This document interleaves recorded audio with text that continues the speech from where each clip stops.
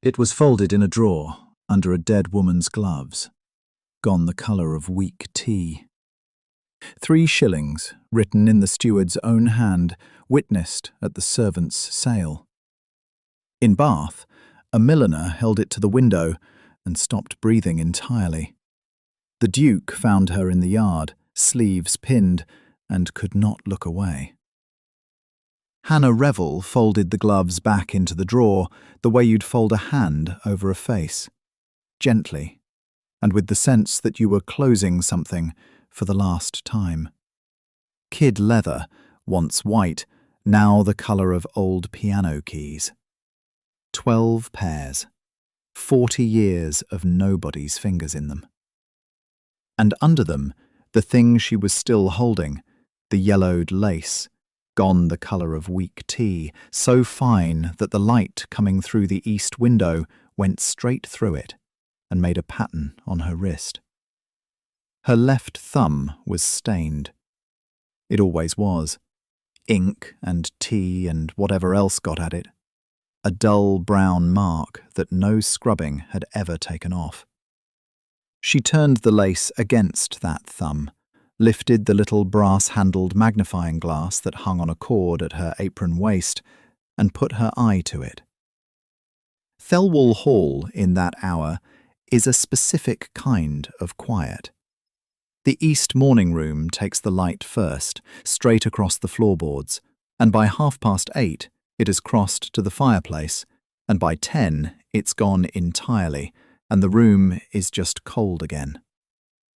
Down the north corridor, past the 4th stair that creaks whether you're carrying anything or not, there are 4 rooms nobody had opened since Lady Cordelia Harcourt died. 40 years shuttered. 40 years of dust settling in a room the way silt settles in a still pond, thick enough on the mantel that you could write in it, and the writing would stay. Hannah was a lady's maid. £22 a year, an attic room with a slanted ceiling, sleeves pinned back above the elbows before she'd thought about doing it, an unbleached linen apron, and a cream fichu crossed at the collar that she straightened without looking. Chin slightly down, hands clasped in front when she wasn't using them, which was rarely. Dark chestnut hair in a tight low coil at the nape, and the same 2 strands loose at the temple by noon every single day of her life. The clearing out had been ordered for the Tuesday, which is a polite way of saying somebody upstairs had decided 40 years of a dead woman's belongings were now an inconvenience, taking up 4 rooms of a house with 31. Here is how the mathematics of a servant's sale actually works, because nobody ever explains it, and it's uglier and more precise than you'd think. The steward and the housekeeper go through the rooms first. Anything worth selling to a dealer goes to a dealer. Anything with the family crest on it goes back into the plate room. Anything the family might conceivably want is carried to an upstairs store and forgotten a second time. What's left, what the household has formally decided is rubbish, gets laid out on the scrubbed table in the servants' hall, and the staff may bid on it in shillings and pence, and the amount is docked from their wages, and the whole business is entered into the steward's ledger with a date and 2 witnesses, because heaven forbid a housemaid walk off with a cracked jug unrecorded. Mr. Silas Creed ran it. 51, stocky and soft-bodied, and barely taller than Hannah, thinning sandy grey hair combed flat across the crown like it had been ironed there. Small, oval, steel-rimmed spectacles worn low so he could look over them at people. He carried a green, marbled account ledger under one arm, the way other men carry a weapon. He stood the way he always stood, stooped, weight forward, hands clasped over the ledger, while the maids filed past a table of chipped china and moth-holed shawls. "4pence," he said, of a workbox. Then to Hannah, when she stopped at the pile of textiles at the table's end. "You'll want to hurry. There's little there but rags, and rags is about your level, girl." He said it pleasantly. That's the part that gets you. She didn't answer. She never did. She'd learned a long time ago that answering was just handing a man like Creed a second turn. What she'd learned instead came out of a notebook. Her father had been a pattern drawer for a silk house, the man who sat with a squared sheet and worked out how a design would run through the harness before a single thread was thrown. He died when she was 19 and left her a leather notebook with a broken spine. 300 pages of graph and margin notes in a small, hard hand, and one line written on the inside cover in ink that had gone brown, the same brown as her thumb. Nothing is ruined until someone decides it is. He'd meant it about damaged cloth. He'd said it over a bolt of ruined lustring the warehouse had condemned, and then he'd cut around the fault and got 11 yards of perfect out of it. And the warehouse had never once thanked him. Hannah had been small enough then to sit under the table while he worked. She was 26 now. She still heard it in his voice. So she stood at the scrubbed table with the lace in her hand and the brass glass at her eye, and did the only thing anybody in that house had done to Lady Cordelia's belongings in 40 years, which was look properly. Bobbin ground. Handmade, every hole of it. The mesh so even it was a kind of arrogance. Not machine net. Machine net is regular the way a fence is regular, and this was regular the way a heartbeat is. Point ground, twisted twice on each side, a spider filling at the corner. Yellowed, yes. Weak tea, yes. But yellowing is a surface event. The thread underneath hadn't gone brittle. She tested a picot against her thumbnail, and it gave and came back. Whatever it was worth, it was not 3 shillings. 3 shillings, she said. Creed laughed and wrote it down anyway.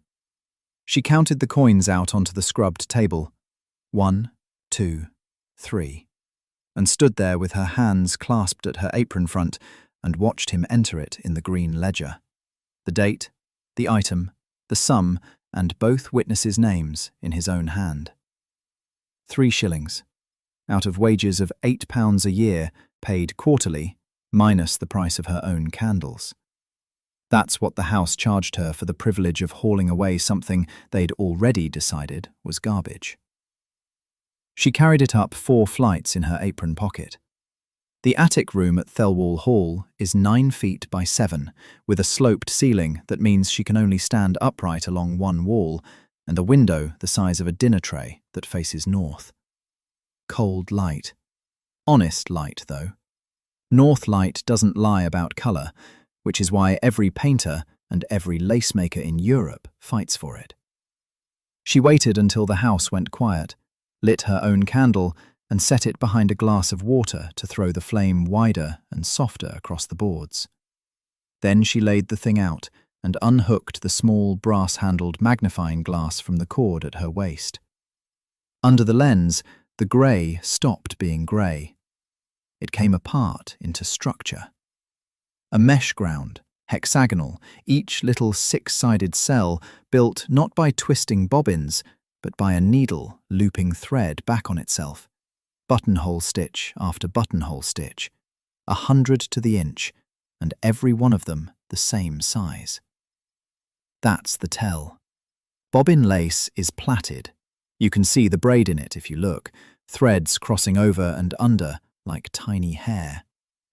This wasn't plaited. This was written, stitch by stitch, by a woman with a needle so fine it would have been half the weight of a pin. And along the outer edge, the picots. Tiny raised loops standing up off the pattern like frost on a window, each one corded. A single horsehair run inside the buttonholing to hold it proud. Horsehair. Because linen thread alone would flatten under the first wash and never rise again. Somebody 200 miles, and God knows how many years away, had solved that problem with a horse's tail. And the solution had held. Hannah sat back on her heels, with her chin down and her hands clasped at her apron front, the way they always went when she was thinking. And she did not say anything, because there was nobody to say it to. Her father's pattern book came out of the box under the bed. Ink and tea had marked her left thumb permanently by then, and the thumb went down the margin of page 41, where he'd drawn a repeat in brown ink and written beneath it, in that cramped hand that stopped mid-page 4 years ago. The French run their ground finer and their fillings heavier. The English will not spend the hours. The repeat on the page and the repeat under her glass were the same animal. Not Honiton, not Buck's Point, not English at all. She blew out the candle at 2 and was in the scullery at 5:30. The housemaids found out within a day, because in a servants' hall nothing stays private past the first pot of tea. Sarah Pike held it up by one corner with 2 fingers, like a drowned mouse, and asked whether Hannah meant to scrub the front steps with it or wear it to church. 3 shillings, she said. 3 shillings for a dish rag. Some people are born to be robbed, and grateful for it. The room laughed. Hannah ate her bread, said nothing, and went back up. That's the pattern with her, and it's worth marking early. She never argued. She answered by continuing. The first attempt to clean it was a failure, and she'd tell you so herself. Warm water, a shaving of yellow soap, the corner laid on a linen cloth and pressed, never rubbed. Within a minute, the water under that corner went the colour of weak tea, and the lace itself went worse. Yellower. Distinctly, stubbornly yellower than the piece beside it. She stopped. She did not do the other corner. Sat there with wet hands in the cold, working out why. And she got it. The stain wasn't dirt sitting on top of the fibre. It had gone in. Old grease and old smoke oxidized into the linen over decades. And alkaline soap on old linen doesn't lift that. It sets it. The way you'll set a blood stain forever if you meet it with hot water. Soap was the wrong tool. She needed something that worked with the fibre, slowly, over days, not something that scrubbed at it in a morning. She didn't know yet what that was, but knowing what to stop doing is most of the trade. The half-day came on the last Thursday of the month. 9 miles to Bath, and she walked 7 of them before a carter going in with cheeses let her ride the last 2 on the tailboard, her boots swinging, the lace folded flat inside her bodice against her ribs where nothing could take it. Bath in the afternoon. The stone of the crescent had gone the colour of butter in the low sun, and the whole curve of it stood there being expensive at everybody who walked past. Hannah, in slate-grey wool, with the sleeves pinned back above the elbows and an apron she'd forgotten to remove, was not the sort of person who went through those doors. She went through the door. The shop smelled of new straw and gum arabic. Mrs. Clarissa Vane, bottle-green pelisse, black lace mittens, auburn hair coiled under the tortoiseshell comb, looked up with the practised half-second assessment of a woman who has priced 10,000 customers on sight and was already forming the word no. Hannah put the lace on the counter and flattened it with one stained thumb. Vane's hands stopped.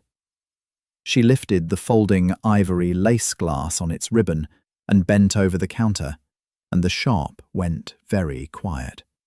And she moved along the edge, pico by pico, for a full minute and a half without breathing properly. Then she lowered the glass. "That is Alençon," she said. "Needle lace, made before the Revolution by a woman who spent 7 months on a strip the length of my arm. What you have here is worth more than you will earn in 10 years. Hannah did not move a muscle in her face. £120. That was the number Clarissa Vane wrote in pencil on the back of a card and slid across the counter, and it sat in Hannah's head all the 9 miles home like a stone in a boot. She walked it in the dark. The coach cost 1 and 6, and she did not spend it. The lace was folded flat inside her fichu against her ribs, warm now from her own body, and every half-mile she pressed her hand to it, the way you check a sleeping animal is still breathing. Because she had said no. She'd said it plainly in a Bath shop that smelled of orris root and new felt, with the milliner's ivory lace glass still open on the counter between them. Vane had named the sum twice, the second time slower, the way people do when they think you didn't understand English the first time. "That is not for sale." 4 words. A closed door. Vane had blinked, and then, and this is the part that mattered, had not laughed. She'd folded her lace glass on its ribbon, tilted her head, and asked what on earth Hannah wanted instead. And Hannah, chin down, hands clasped at her apron front, ink and tea stain dark on her left thumb, had said she wanted to know how it was made before she let anyone tell her what it was worth. You understand what she'd just done. A housemaid with 11 shillings to her name refused 4 years of wages because she didn't yet understand the thing in her hands. Half the county would have called that madness. Her aunt had been called madder for less. Here's the small noise. A single yellowed length of ground lace, worth more than the cottage it was found in. Here's the catastrophic failure it revealed. For 12 years, everything her aunt made had been going out of Thelwall's back gate as rags. Sold by the sackful, counted, weighted, entered in a green marbled ledger, and signed off as waste. The dye shed behind the cottage had a broken pane and a smell that never left it. Walnut hull and vinegar and old wet ash. She cleared it in 2 days. Then she started reading the receipt book, and then she started failing. Yellowed silk thread is not dirty. That's the first thing the book taught her, in that cramped hand that stopped mid-page. It's oxidized. The fibre itself has gone the colour of weak tea, and scrubbing it only breaks the ground. So she worked the way the book said. Full milk, skimmed of nothing, at blood heat. A length coiled loose in a shallow bath for 6 hours. Bran water for the second soak, strained through muslin twice, because grit in the bran cuts the thread. And for the sections too far gone to bring back white, and there were always sections too far gone, walnut. Not to whiten, to agree with the yellow. To take a patchy, blotched, embarrassing stretch of ground and carry the whole of it down to one even, warm brown that looked deliberate. The refrain sat at the top of the page in her aunt's writing, underlined once. Nothing is ruined until someone decides it is. She said it out loud into the shed and felt like a fool, and said it again. The second failure came on a Tuesday. She had 6 feet of restored ground on the drying frame, the good stuff, the fine Buckinghamshire net, 4 hours of milk bath behind it, and she set the frame too near the fire because the shed was cold and she was tired. 20 minutes. That's all it took. When she turned back, a hand's width of the ground had gone brittle and faintly amber, and when she touched it with her thumbnail, the thread parted like a cobweb. She didn't cry. She sat on the upturned crate for a long minute with her hands flat on her knees. Then she took the frame apart. She rebuilt it 18 inches taller with 2 lengths of scrap ash from the stable, set it 4 feet from the hearth instead of 2, and hung a wet sacking screen between fire and frame so the heat came through soft and damp instead of hard and dry. Slower. A full day to dry instead of an afternoon. The book had said air, not heat, in 3 separate places. She'd read it and thought she knew better because she was cold. That's how you learn. Not from the win, from the 6 feet you burned. He found her on the Thursday. She had her sleeves pinned back above the elbows, forearms wet to the mid, both hands stained walnut brown to the second knuckle, and she was holding a length of net up against the light from the broken pane, with the little brass-handled magnifying glass from her waistcord pressed to her eye, counting picots. She did not hear him. Loose strands at her temple, the low coil at her nape half surrendered, the pale thumbprint birthmark below her left ear catching the grey light. Edmund Harcourt, Duke of Thelwall, stood in the shed doorway in his charcoal coat, with one hand behind his back, and did not speak for the length of 40 picots. He had come about a fence. He left without mentioning it. What he had seen was a woman his household employed to carry linen, doing something with her hands that he could not account for, could not price, and could not have done himself with a year of instruction. Competence, arriving from the wrong direction entirely. He turned the heavy gold signet on his right little finger the whole ride back and said nothing to anyone.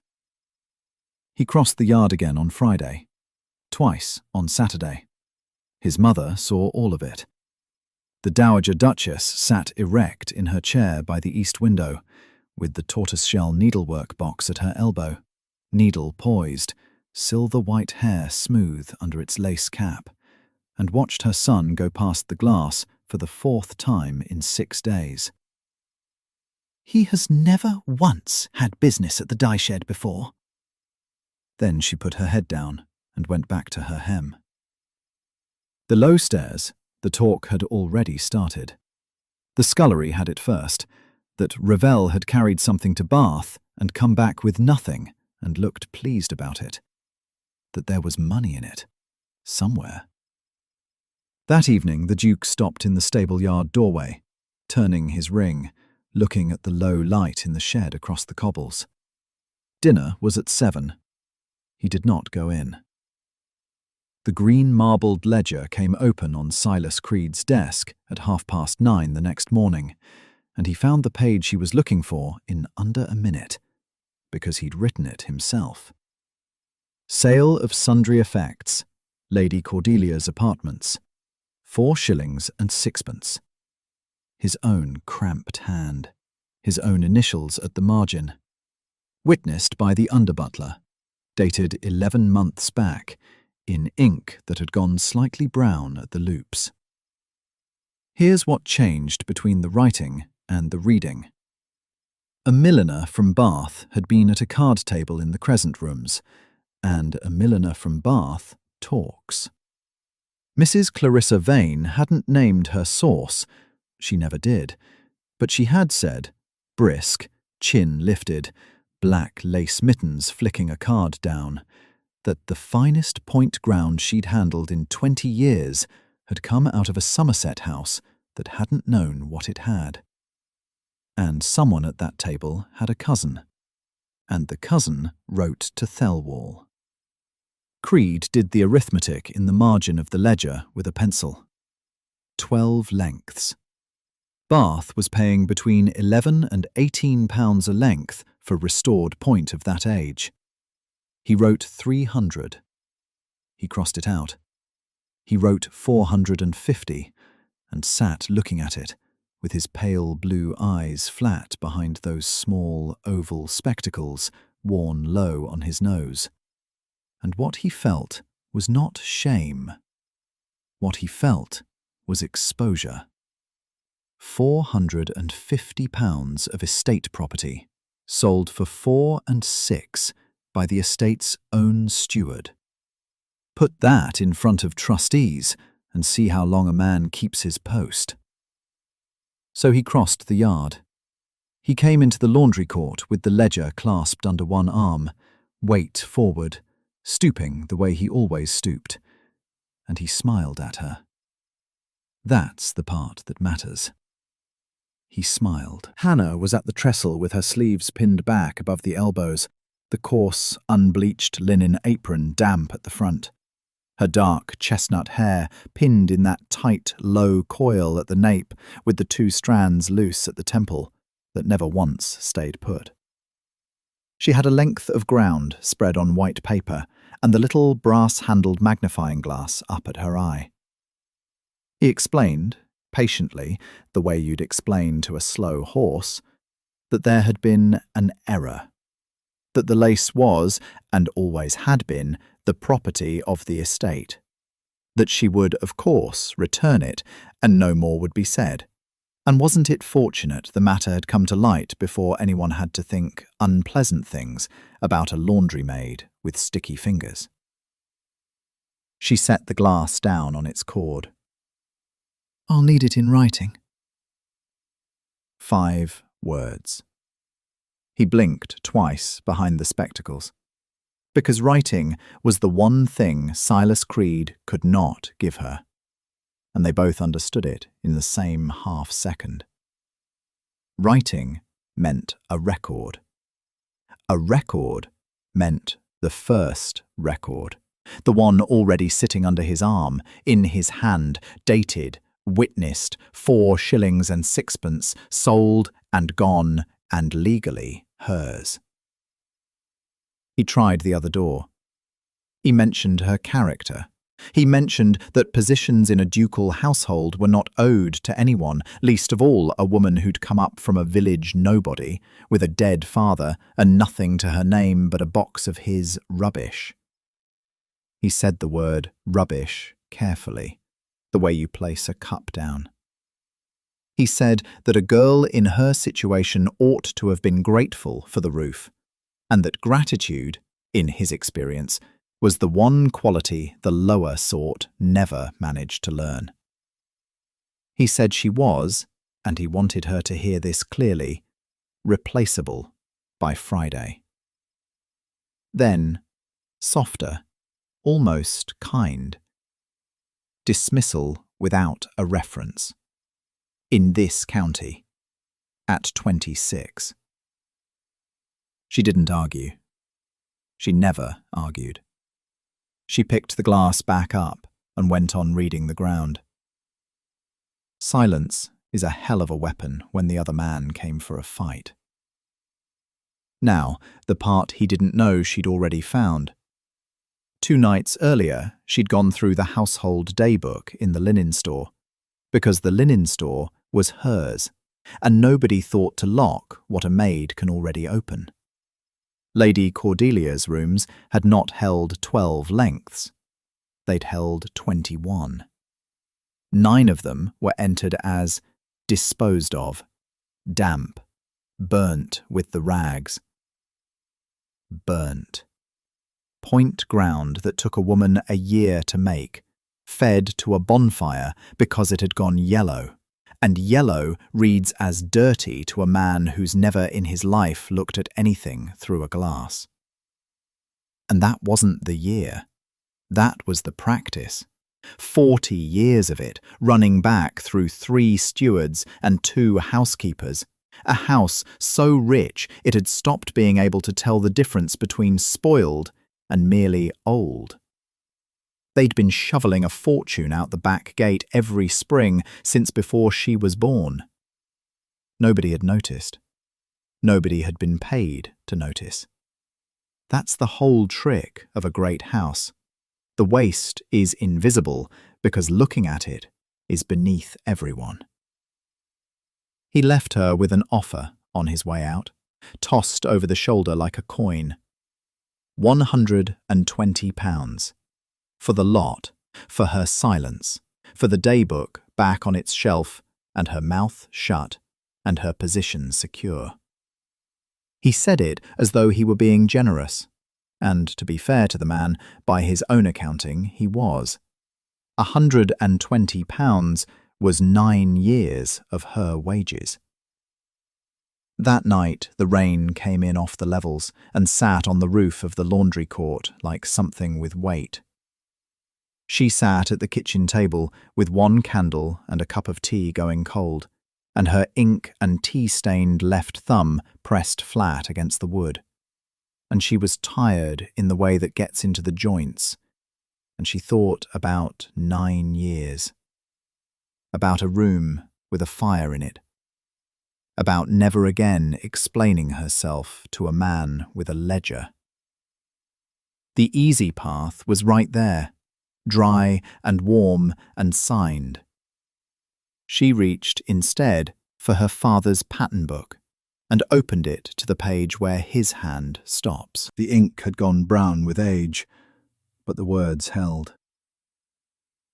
Nothing is ruined until someone decides it is. Her father's hand, the downstroke of the R still confident, the page stopping halfway, because his heart had stopped halfway. Hannah read it twice, closed the book, and went back to the frame. Here's what she'd been getting wrong for 9 weeks. She'd been treating the ground and the picots as one problem. They aren't. The ground, that fine hexagonal mesh, thread no thicker than a spider's second thought, takes bleaching well if the bleach is cold and slow. The picots, those tiny raised loops along the edge, collapse the moment you soak them, because the tension that holds them proud comes from the thread's own twist, and wet thread forgets its twist the way a drunk forgets an argument. So she split it. Cold buttermilk steep for the ground, 4 days, changed each morning. The picots she never wetted at all. She worked them dry with a fine brush and powdered magnesia, dabbing the grey out of the loops one at a time. 340 picots on that one Brussels flounce, her brass magnifying glass swinging on its cord at her waist every time she leaned in. On the 11th morning, the light came in from the east and lay across the frame, and the lace was white. Not cream, not the apologetic ivory of something scrubbed to death. White, with the picots standing up off the edge like they'd been made that Tuesday, and the ground so clean you could count the hexes through it. Hannah sat back on the stool with her ink-stained left thumb pressed against her mouth and did not say a word for a full minute. Mrs. Clarissa Vane came back in April. Bottle-green pelisse, dusty from 40 miles of road, ivory lace glass already unfolding before she'd finished crossing the yard. She bent over the flounce for a long time. Then she named a viscountess who would not permit her name to be spoken aloud, and a figure, £220 for the one piece, and said she had 11 more clients asking where the work was done. Hannah wiped her hands on the coarse linen apron. "I'll need it in writing," she said. "And I set the order of the list, not you." Vane laughed once, sharp and delighted, and agreed to both. The county turned the way counties do, not all at once, and never with an apology. First, the housemaids from the big house, 2 of them, standing in the doorway of the shed pretending to have got lost, then asking outright how the magnesia worked. Hannah showed them. Then Mrs. Pardo, the housekeeper, who had once called the whole business a waste of a decent girl, arriving with a torn dinner flounce under her arm and the flat statement that she'd pay proper rates. Then a letter, 9 days out of Spitalfields, from a weaver named Josiah Bligh, who had heard from a factor in Bath that someone in this parish was bringing back grounds nobody could bring back, and would she consider taking damaged brocade as well? She wrote back the same evening, Yes. Send it. Which brings us to Silas Creed and the last polite move of a small man's career. He made it at the Duke's own table, in that dining room where the candles thicken the air, spectacles low on that sharp, thin nose, green marbled ledger set beside his plate like a second guest. He'd come armed with concern, estate reputation, the impropriety of trade being conducted on estate land. And then, because contempt always overreaches, he said it out loud. "Your Grace, the woman is a laundress with pretensions. She has no training, no guild, no name. She will always be what she is, and it does the house no credit to pretend otherwise." He said it to a room that had, that week, taken £220 for a flounce he'd valued at nothing. The Duke asked for the ledger. Creed handed it over, still smug, still certain the numbers were his weapon. Edmund Harcourt turned the pages, with his signet ring catching the candlelight, and found, in Creed's own cramped hand, dated 3 years back, the entry authorizing the disposal of 11 crates of superannuated household lace and trimmings of no recoverable value, carted off to the tenant plots at a cost to the estate of 2 shillings 6pence. He read it aloud. Then he read the Bath receipt aloud. Then he closed the ledger and did not say anything else. And Creed sat there while the entire table did the arithmetic for him. Nobody threw him out. That's not how it works. He just became a man nobody needed to consult. The Duke came to the shed the next morning. He stood a long while at the doorway with one hand behind his back, and Hannah, sleeves pinned back above the elbows, a few strands loose at her temple, told him plainly where the crates had come from, whose house, whose steward, whose signature.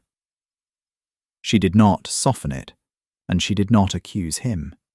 She simply laid it out the way she laid out thread. He did not defend himself. Not one word of it.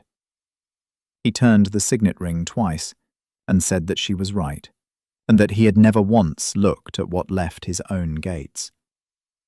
The Dowager had been watching all of it from her chair, needle poised, tortoise-shell box at her elbow, and when her son had gone, she looked at Hannah over the lace collar and said, "He has crossed that yard 40 times this month.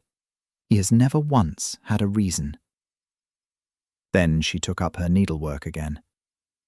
And on a Thursday evening, in the dye shed, with the smell of walnut and vinegar in the beams, and a frame of finished lace drying between them, Edmund Harcourt stopped being a duke for about 4 seconds.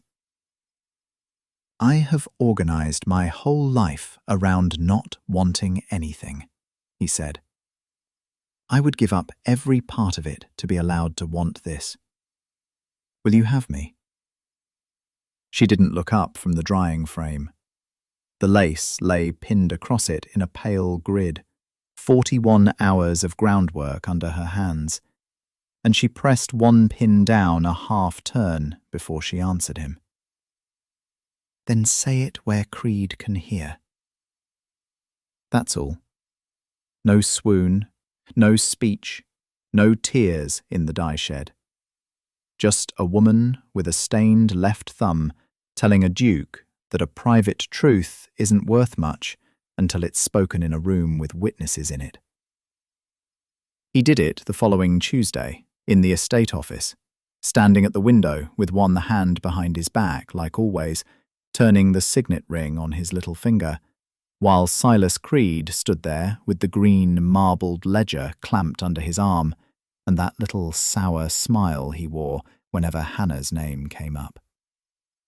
Creed had been running his mouth for 8 months by then, called her the laundry girl with ambitions, told the tenants she was a passing amusement for a bored man, and passing is the word. Told Hannah herself to her face, in the yard, in front of 2 grooms, "You are a set of hands, madam. Hands don't inherit. Hands don't marry. Go back to your rags and be grateful anyone let you touch them." He said that in April. By June, he was carrying his own boxes to a hired gig. Edmund dismissed him without raising his voice, settled his quarter's wage to the shilling, £47 and £10, refused him a character, and told him the estate's lace accounts would henceforth be kept by the woman who had built them. Creed's spectacles slipped down that sharp, thin nose, and he said something about scandal and about the family. Nobody wrote it down. That's the thing about a man like Creed. He spends 30 years making himself indispensable, and it takes one honest afternoon to prove he never was. The county talked, obviously. The county always talks. The arranged match, the Fanshawe cousin, 22,000 in the funds, a mother who had picked out the settlement paper before anyone asked the bride, was set aside in a letter of 4 sentences. Edmund wrote it himself. He did not blame the girl, did not plead, and did not explain. Augusta Thelwall read it over her tortoiseshell needlework box, put her needle down, and said one thing. "He has never once written a letter without asking my opinion of it." Then she picked the needle back up and went on with her hem. Which is exactly how a woman of 71 tells you the war is over. The wedding was small. 31 people in a church where the stone held the cold even in August. Hannah wore grey silk because grey suited her and because she owned it. Hair centre-parted and pinned in that same tight, low coil at the nape. The pale birthmark below her left ear catching the light when she turned her head. She carried no flowers. She carried a strip of black Alençon ground, 4 inches wide, unfinished, pinned to the inside of her sleeve.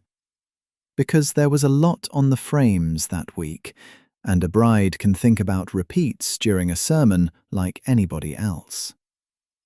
9 women from the village sat in the back 3 pews. They had a delivery due Friday. They made it. The old dye shed became the school. 9 women, then 11, then a waiting list that ran to 26 names by the second winter. And Hannah wrote terms for every one of them, in ink, in her own hand, 2 copies, 1 kept in the drawer. Wages at 9 shillings a week, rising to 14 for a full ground worker.